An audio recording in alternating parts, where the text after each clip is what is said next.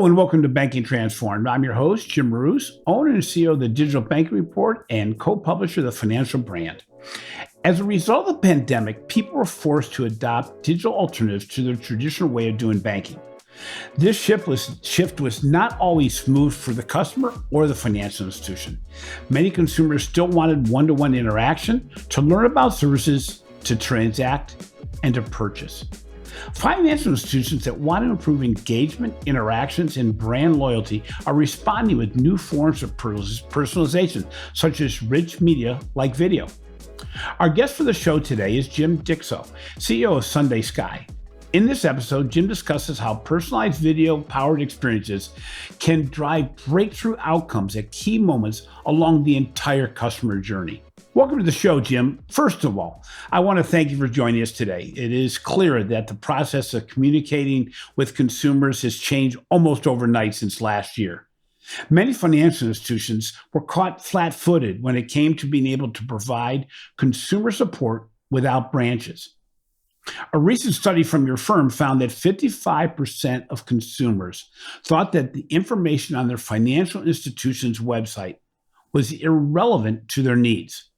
Without the branch safety net that most consumers relied on, more than 70% of consumers said they would switch to another financial institution if it provided rich media content, such as video and information through innovative media tools. Given this backdrop, can you describe a bit about what SundaySky does and the way that your firm supports highly personalized interactions through video? Perfect. So first of all, Jim, thank you for having us on the show. I appreciate the opportunity to share with your audience.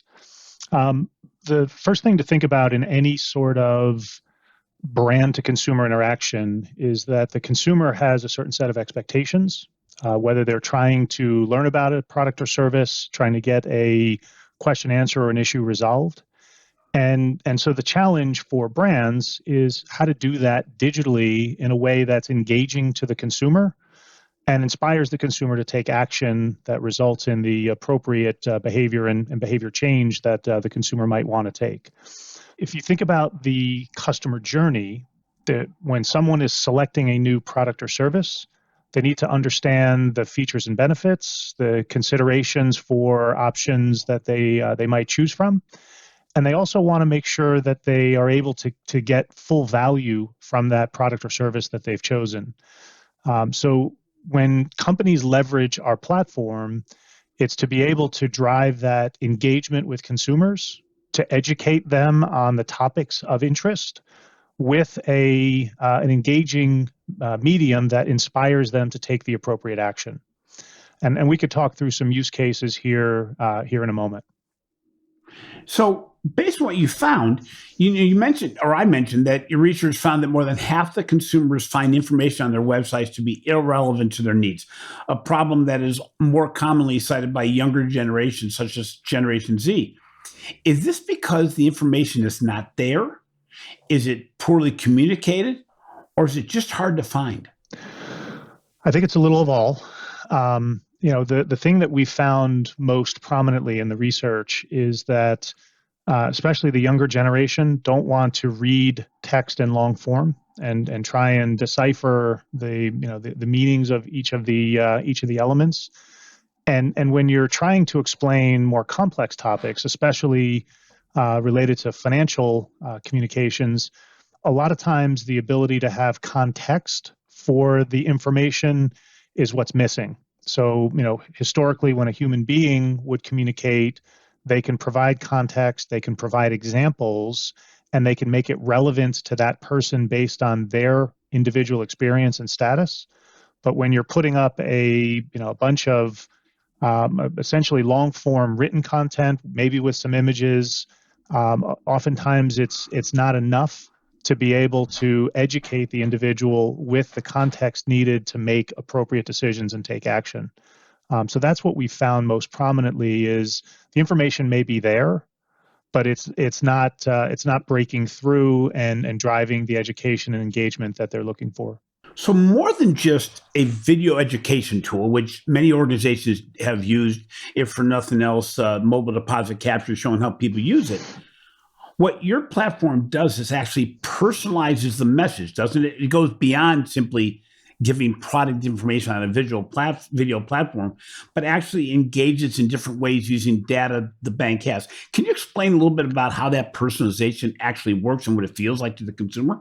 Sure. So, first of all, let's just take the onboarding experience for a new credit card holder. Okay, when you go and select a specific card from one of the brands, that card has a set of terms and conditions related to what interest rates you're going to be charged, when you're going to pay when your bill is going to be due, what your minimum payments are, and it shares like the basics about the card. But in addition to that, there are benefits of the card. Maybe there's certain cash back rewards, or you get certain points for certain types of spend, or maybe in the case of American Express, they have an Uber credit. And so the different benefits of the card, the value added benefits of the card, is something that a brand wants to make sure the consumer understands, so that the consumer takes advantage of those benefits, driving top of wallet and share of wallet benefit. So the way our video platform works is, instead of thinking about video as a linear medium where you create a single video that everybody watches, video is a modular medium where you have unique scenes, where you have a scene related to explanation of your interest rates. You have explanation of payment expectations. You have a scene that's related to the Uber benefit for American Express, or a scene related to cashback rewards benefit for Citibank. So depending upon what the characteristics of the product is that you've signed up for, you have the ability to see different scenes in the video based on your personal card choice and your configuration of that card. And so when the video starts and it says, "Hi, Jim, we want to thank you for your recent sign up to the American Express Platinum card. Following yours is your payment date, and the minimum payment is based on a certain formula." And then it starts to introduce the specific benefits based on my selection of the card. If I got a platinum card, someone else gets a silver card, there's a different set of benefits that are associated with that card. And so the video itself will be the same theme of communicating your benefits and terms and conditions of your card, but it's going to be unique to the card choice you made, your configuration of the card choice, et cetera. So the idea is that there are no two videos alike, because each video is built for each person based on data about that person at the moment they click play to watch the video. So you mentioned earlier the concept around onboarding. So we found in recent research that a consumer that's come in and opened an account digitally has less value than a consumer that came in through a branch. Not because they're a worse customer, but it's just the engagement element. So when a person came into the branch, larger deposits are made, more accounts are opened. And a lot of financial institutions are having a hard time moving that consumer further along the onboarding curve to bring them up to speed to make them more valuable. So what your platform can do is actually take, let's say I opened simply a checking account with a low balance. You can talk to me about the balance I opened it with, what I could do to switch balances from another organization, but you also could get me at the point of the onboarding experience where I am, or the customer journey where I am, and actually give me the next best product that is for me specifically, as opposed to a group of a bunch of people to open the account, correct? Correct. Yeah, I'll share two quick examples. One focused more on the loyalty side of the experience. The other focused more on the investment side. One of our customers spoke at our summit last year, Alice Milligan, who is the Chief Customer Officer of E-Trade, and they use our platform to support the onboarding experience for new account holders. And one of the key themes is getting customers to fund the account. And then the amount of funding indicates a certain set of lifetime value of a customer. And so the thing that Alice highlighted is that customers that were engaged and onboarded via the video-powered experience were 1,100% higher account funding rate compared to the control. and also a 500% higher account funding amount. And it's largely because of the education the consumer received about the benefits and opportunities to invest based on the certain balance. So the video itself inspired the action that resulted in those benefits. Separately, Bank of America has a preferred rewards program where they communicate at the end of each year all of the benefits that a preferred reward participant has received as a result of being in the preferred rewards program. But instead of it just being, we started out several years ago just doing a look back on the benefits you received, but now we're focused more on the entire experience with preferred rewards. Why should you sign up for preferred rewards? When you sign up, what are the benefits you get from preferred rewards? As you approach moving from a lower tier to a higher tier, what are the incremental benefits that you're now able to receive as a result of moving there? And what they found is that engaging consumers across the preferred rewards lifecycle, from sign up to onboarding to up tiering to annual statement review, they're able to drive higher products per customer, larger share of wallet, and a much higher net promoter score for the video exposed versus the control. So again, two different experiences, but two very similar approaches to leveraging that throughout the journey. So really what you're doing is we talk to financial institutions all the time about heightening the level of personalization with data and analytics and finding out that next most likely product, to find out how you should engage in these things. So you're doing the exact same thing that other channels should be able to do in a highly personalized engagement, but you're using video to make that communications instead, correct? Yeah, I would say that we are channel agnostic in the sense that our videos can reside in the mobile app, can reside on the website. Pre and post authentication can be pushed via email or SMS. In the case of Bank of America, we're activated in Erica, which is their online chat capability. So any digital channel can be used to activate the experience. And think about us more as a type of content where we use data to personalize the content in that experience via that channel. And so we're channel agnostic. The same experience can be pushed via email and experienced in the mobile app and experienced in the portal, because the video is rendered at the moment the viewer clicks play. So it doesn't really matter where you engage. The video understands its environment and how to render for that environment. So your videos can reside within a platform if a person's trying to find out information about a product, but it also can be a way to drive sales by actually having, let's say, Bank of America sends out a text saying, by the way, you may want to take advantage of this new offer that's offered to you, and that clicks to your video and actually is a proactive sales tool as well, correct? It can be, yeah. Any point in the consumer journey where you want to inspire the consumer to take action, and where you have the ability to know something about the individual, you have the ability to activate one of these video-powered experiences. And even if you have very limited data, maybe it's on the public pages of a website, the video experience itself can be built interactively so that the consumer answering questions or making decisions while watching the video actually drives the video experience. So consumer-directed experiences exist as well. So you had mentioned that that there's a significant lift between the video content and other digital or paper-based or email channels. Did that gap change as a result of COVID? Have you seen that the gap has increased, decreased, or basically stayed the same? Certainly, we've seen an increase in consumption of the video content. So the minutes of content viewed on behalf of individual customers has gone up as a result of the pandemic. More for need because of people searching for access to more data.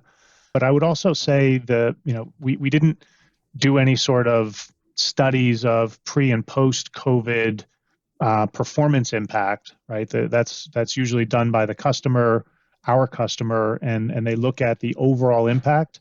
but we haven't seen any pre and post analysis. So do different demographic groups have different alternative engagement preferences? Did you find that in your research? Yeah, I would say that all of them recognize value from rich media experiences. So there's not this group likes it, this group doesn't like it. But if you were to then rate it on an index of the highest degree of desire for this type of engagement, you'd certainly look at Gen X and Millennials as the groups that are most likely to benefit from this, because they are digital native, and video is a primary means of content consumption for that demographic. So as I understand it, your videos are not just a presentation. People can actually engage with them, correct? They can actually take action off of your videos and move them along the purchase journey, correct? Correct. There's two ways that can happen. One is, while watching the video, make decisions or take, choose a yes/no question from within the video to go down a different path of the video. So there's interactivity in that sense. And then second of all, at the end of the video, there are usually at least one, and in many cases, multiple calls to action that are designed to inspire the consumer to take an action that benefits them. So download the mobile app, or add this additional feature, or go to the website and learn more. So you have calls to action built into the video so that watching the video results in a subsequent action. So this is not a presentation or a video of simply a one-way communication. This really is an engaging tool that, as you said, can go different paths based on what the consumer does during the video, or it can simply be a presentation if all the consumer wants is an education around something.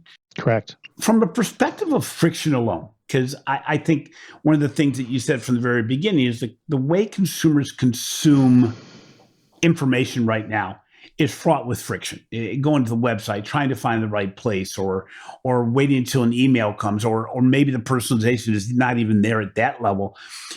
What organizations in or out of banking have you seen are doing the best job of delivering what I'll call a seamless engagement process? What makes these firms different also? So the first thing I would say is that the experience should be context-based. So, for example, I'll go outside of the financial industry and go to healthcare. And United Healthcare is the provider for SundaySky, and it's also one of our largest healthcare customers. And they have an experience where, at the end of the open enrollment period, right, we all select our choices for what plan and what services, and within that there's an amount of copay, an amount of maximum out of pocket, and a whole bunch of things that most people don't fully understand when they're making the selections, and don't fully appreciate until they have claims. And so what United Healthcare does is, the open enrollment experience has a video powered activation. So when you're selecting your choices and you've made your plan choice, the confirmation of that plan is delivered in a video powered experience. So it's designed to explain the choices you made in context. But remember, like at the end of open enrollment, there's a time lapse until the new plan year takes effect. So the first time you log into the United Healthcare portal, an interstitial comes up with a video experience that's designed to reinforce the decisions you made and how to get the most out of your health plan, and promote wellness. So it's not just how do you get healthcare, but how do we promote wellness? And then that same experience, the next time you log in, is available on the home screen, not with the interstitial, but it's there for education. And then the next step is being able to explain a specific claim with the details of your claim delivered to you in that digital experience. So thinking about the consumer and their challenges with understanding healthcare and the health choices, And being able to proactively address those, for me, is a really, really seamless experience. And when they do their Net Promoter Score analysis, that experience, that transactional experience, has the highest digital Net Promoter Score of any digital tactic that they provide. So for me, that's a good example because the consumer actually is the one grading the experience and has graded it the best Net Promoter Score of any of the experiences available to them. And as I understand it from using it a couple of times, you can go back. The healthcare is a great example because I've just gone through some healthcare changes in my policy, and it's impossible to figure it out. And you almost have to go through it a couple of times to really get what they're trying to say. You can go backwards, forwards. You can do anything with the video once you're in it, correct? Yeah, you can. One thing to note is because the video is built in real time, if you watch the video and then an hour later go and click to watch the exact same video, we're re-rendering the video for you. And if something about you or your plan or your service has changed, you'll see a different version of the same video because it reflects the data at that moment in time. So yes, you can go backwards and forwards, and you can rewatch it and actually even re-render it based on then current data. Great. Let's take a short break now and recognize the sponsor of this podcast. When we get back, I'm going to ask Jim a little bit about how does an organization actually engage with SundaySky and how do they move forward. So we'll be right back. Is your organization trying to embrace digital banking transformation in 2021? Are you trying to elevate the customer experience? Figure out what technology you want to implement to improve the customer journey. Look at data analytics to really better understand and personalize the customer experience. And you're trying to make it so that more of your employees can buy into and be part of your digital banking transformation. If this sounds like you, I ask you to reimagine banking with our newest podcast sponsor, Microsoft. They give you the opportunity to unlock new opportunities at speed throughout innovative business models, deliver differentiated customer experiences across channels, products, and services, and redefine new ways of banking.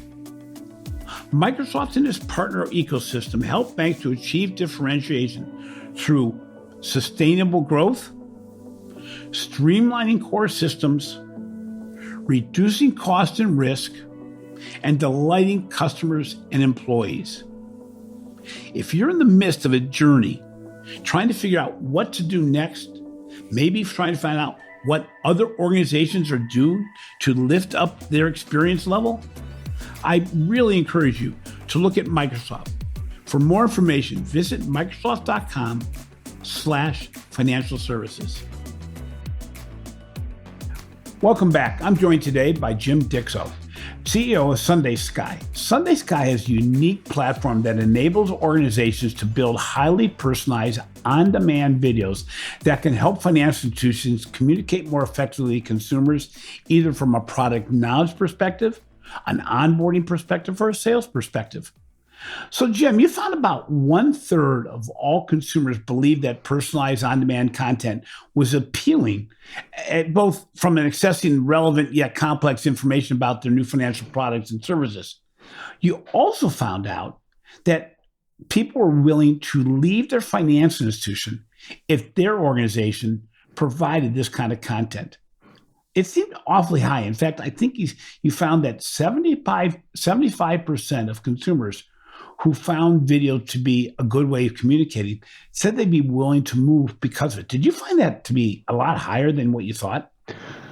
Yeah, actually I did. And it's also always in the way that you ask the question, right? I think a lot of people are somewhat frustrated with financial institutions that they work with because of the inability to get effective information about product, services, and answers to questions.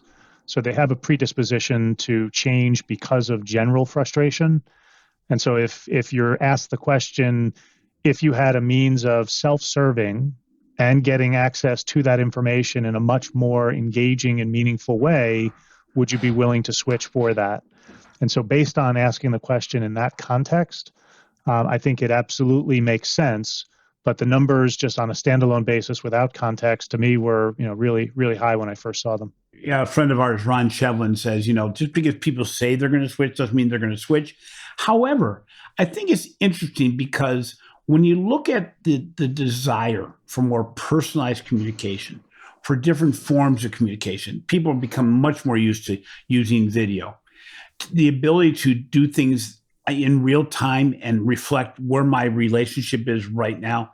I can see where people would say, what, this is really, really interesting to me. And it's something that I really want to get into. And as we've talked about some use cases, I'm looking at in small business world, how good this platform would be for PPP loans, for instance. My financial institution didn't even know that I had an online banking account for my business, which got me frustrated out of the starting blocks. But really, do you find organizations doing multiple different types of communication? In other words, they're not only doing the videos with you, but they're doing traditional sales techniques and using email, direct mail, SEO, things of this nature. Are they using multiple channels? Yeah, I mean, I don't think there's any institution these days that isn't leveraging digital on multiple axes.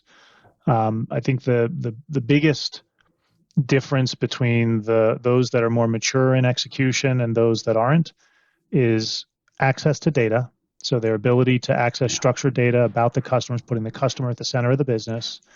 And then two, being able to have a strategy that's got visibility cross-channel and cross-product. Our experience is most financial institutions grew up structured around a product, and then the marketing organization or the service organization grew up around a channel. So you have the credit card marketing email team, and that's different than the retail bank marketing web team. I may be the same customer across both, but I'm treated quite a bit differently because of the siloed structure of the institution. And so the more mature organizations are really getting religion around putting the customer at the center of the business, having a 360-degree view of each person, and then recognizing that you have to have a clear content strategy for how does content get communicated cross-channel, so that I'm having a consistent experience across channel, cross product as an individual consumer of the institution. And that's, to me, the big hurdle that a lot of institutions still need to cross. So I get the feeling that while you can engage and build a platform with just what I'll call basic customer information, the real value of this proposition, this platform, is really around how deep and how robust the data is around the consumer, correct? I mean, Correct. You can use just name and make it a good experience, and you can talk about a product. But the reality is the real power, the real turbocharge of the whole thing is when I can have more data available. I was going to say, one of our large financial institution clients has more than 80 unique customer data variables that are integrated into our platform that inform the 7 different experiences that they have live, and from servicing to onboarding to loyalty marketing, et cetera. So there's the more data gives you more degrees of personalization. That said, we have customers with 2 data variables for an initial customer onboarding experience because that's all that they could get available day one to launch. And then as they've been able to access additional data variables from their own data strategy, make it available to us. And so what we do is just modify the logic in the videos to take advantage of that data. And now, it's more personally relevant because now there's more data variables driving that personalization. So it really comes down to, there's no minimum number of data variables to start. And there's no limit once you start to how many more you can add and how many more degrees of personalization you can leverage. So you probably have just answered my question, which is this platform is scalable. It's not something that's only available to the big guys, but it can be offered to smaller organizations and organizations that may not have as many data points. And this is actually scalable where you can build the platform over time, correct? Correct. We actually just started launching what we call configurable industry solutions in the back part of 2020, where we've taken the experience that we've gained over 10 years of launching experiences across different industries.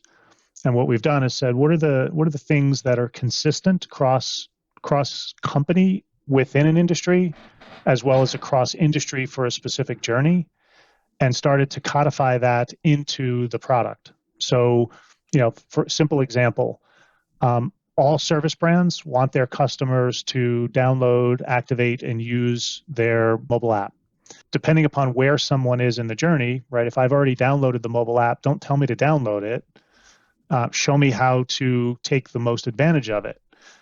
So what's the next best mobile app use that I should undertake? And so the idea of building mobile app usage as a topic, well, let's build a scene in our scene library that has a framework for how to communicate about mobile app, and then put a configurable creative around that, so that when I get started as a new customer, I can start just by configuring content that already exists to support the look and feel of my brand.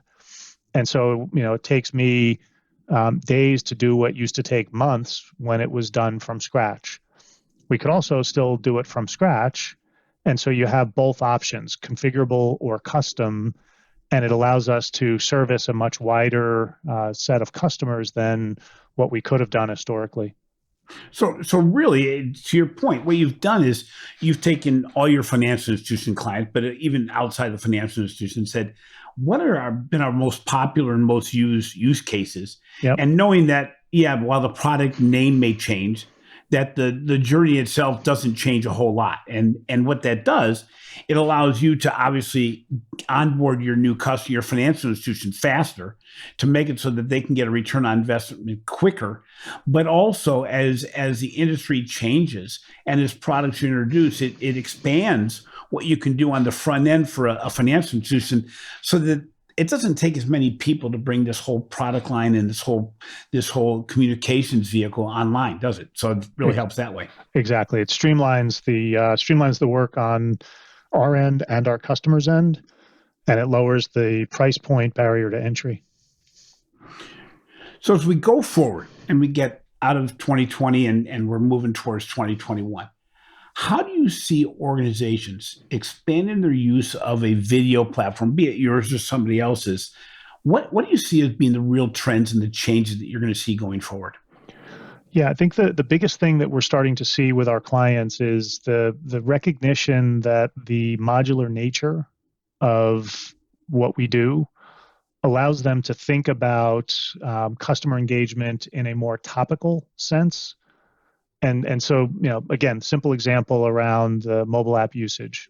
That is a single topic, and mobile app usage could be part of an onboarding experience, could be part of a loyalty marketing experience, could be part of a statement communication, could be part of a servicing experience, because I maybe don't have the mobile app downloaded, or maybe I haven't used it, or haven't taken advantage of certain features, or set up certain alerts, whatever the goal may be. So that topic related to mobile app usage and maximum value could also just stand alone. So as more companies are leveraging chatbots or chat agents, and a customer has a question about a topic like mobile app usage, instead of the person trying to explain it verbally on the phone, or push a link to an article that explains it in text via chat, we can actually embed the video experience, just that single scene topic, and it explains it much more effectively than the text in an article or the verbal description of a call center agent. And so that notion of servicing becomes much more of a rich media engagement approach with this platform. And in that sense, it doesn't need to use the data to personalize the content of the video. The context of having a single topic that's explicitly answering my current question makes it very personally relevant, even without data. So that use of modularity and that use of topical messaging is a key theme for many of our customers. Kind of like a video chatbot, then, is what you're saying. Exactly, or certainly video-enabled chatbot. So activate the videos within the chatbot as part of the experience. So a number of organizations, both big and smaller, have built video capabilities internally, and a lot of them, something happens in the marketplace, something that they want to respond to. The ability to develop multiple messages is easier than distributing those messages to the right consumers. So you really can take video that's already been produced and customize, or at least get it out to the consumers that in a customized way, correct? Yeah, we can help with that. So if you have an asset and you want to leverage that asset as part of an experience, then we could add content wrapped around that asset, or embedded within that asset, or embed that asset within something else. And we can also help push that across the different digital channels where they're trying to get that communication out to the customer. So when we talked about the going back to the branch, and that's the backup channel. Do you see that ever coming back, even when COVID, I was going to say dies down, that's not a really good term, but basically where branches are more available? Do you see consumers really reverting back, or do you see them pretty much keeping the habits they developed over the last 18 months? I would say there are certain habits that will never go back. Like the idea that I will walk into a branch to deposit a check is like, I would never do that again, or hopefully never have to do that again, right? Because I could just do it right on my mobile app, and I'm comfortable now that that's the most efficient and effective way for me to deposit checks, as an example. But there are scenarios where, more complex topic that would warrant a deeper communication, a mortgage or home equity line of credit, or some of those kinds of more complex products. I would certainly want the opportunity to have a face-to-face engagement in a way that, addresses the second and third level questions. Because I think first level questions are handled effective digitally. Oftentimes the second and third level questions is where there's an escalation from the digital channel to an alternative channel. And, while SundaySky's goal is to help address the second and third level questions proactively in video, I don't think you'll ever get everything right. So I do think the branch has a role, but I fundamentally believe it's going to be a lot less prominent in the future than the past. So finally, Jim, how do people get hold of the research you just did, and how do they get a hold of your company? SundaySky.com is the easiest way to find the company, and the research is available on our website. And that's probably the best way to do it. I'd rather the traffic come to us than go out to all the other places it's published. Great. Thank you so much for being on the show today, Jim. It's always interesting. As I said, I've followed your company for more than 5 years, and it's amazing the growth, but obviously what's happened in the marketplace and in the environment globally has really changed the dynamic of who needs to look at video as an option, and the industries that it serves. So Thanks again. Thanks, Jim. Really appreciate the time and giving us the opportunity for this session. It's interesting. Talking to Jim, as I mentioned, I followed their company for more than 5 years. It is amazing how the consumption of video has skyrocketed. We've seen the consumption of audio being also important. He mentioned Bank of America's Erica. They've continued to grow and grow based on the marketplace. But I think it's important to at least look at and evaluate whether or not video should be part of your plan. Thanks for listening to Banking Transformed, rated as a top 5 banking podcast on Apple. If you enjoy what we're doing, please be sure to subscribe to Banking Transformed on your favorite podcast app. In addition, please take less than a minute to provide a review. It lets us know how we're doing and provides a springboard for us to get future guests. Finally, be sure to catch my articles on the financial brand and look for new research we're doing on financial marketing, innovation, customer experience, and our brand new Trends and Predictions report that are part of the Digital Banking Report. This has been a production of Evergreen Podcast. A big thank you to our producer, Leah Longbreak, and our audio engineer, Sean Rule-Hoffman, and video engineer, Will Pritz. I'm your host, Jim Marous. Until next time, Make every day a learning experience.